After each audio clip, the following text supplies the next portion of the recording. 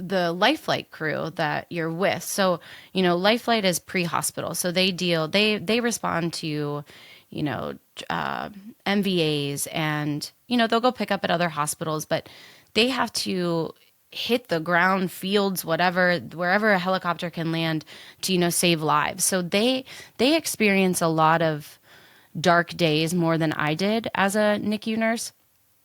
So when I had to go through that time where I was unable to bring a patient back to our hospital, they were there for me. I didn't want to go home. I didn't want to go home alone, and that's a feeling that I hope a lot of people don't experience, because it's weird. You almost feel like a failure. You almost feel like, what could I have done? And you do, like, everything going through your head is, what could I, shoulda, coulda, woulda done, right? Those are all the things. And I didn't know how to cope with that. So I was grateful to be with the team that day. And it was a team that I didn't go out with that much. We had multiple different bases, and this was a base that they weren't our go-to calls for NICU. So they didn't have as much experience with babies as like other people. And so I didn't really know them on a personal level like I did my Life Flight 1 team. So we didn't say much. We just got in the helicopter, and I think they were kind of waiting for me to talk, but I didn't know what to say. And I think one of the first things I said was, did I miss something?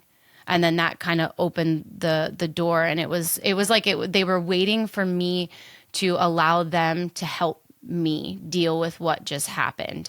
So we went back to their base and we sat around a table. I cried, they cried, because I think it was their first experience with that too. And, in that situation. So we all just took an hour to deal. And I didn't feel guilty. I needed that, because to walk in my home unit alone with an empty isolette was a feeling that I was not prepared to deal with. And I was so grateful for them. And if it wouldn't have been with them, I don't think I would have been able to get through that. And that was in the middle of my transport career. So I didn't quit after that. I didn't step away, and I didn't quit the transport team. I actually left the NICU altogether for like a year and a half before starting to travel. But, that had nothing to do with why I stepped away. It happens. Like, these are the sad times of being a nurse, and, it's all exciting to sign up to do this fun, cool, like I said, cool, thing in nursing, but there's some dark times, and you don't expect it. You don't think that's ever going to happen to you. And it did happen to me, but the Life Flight crew they knew how to deal with me, and they knew the stress management because they've gone through it on a different level. So they had the training and the experience and the resources, because being a pre-hospital RN and a Life Flight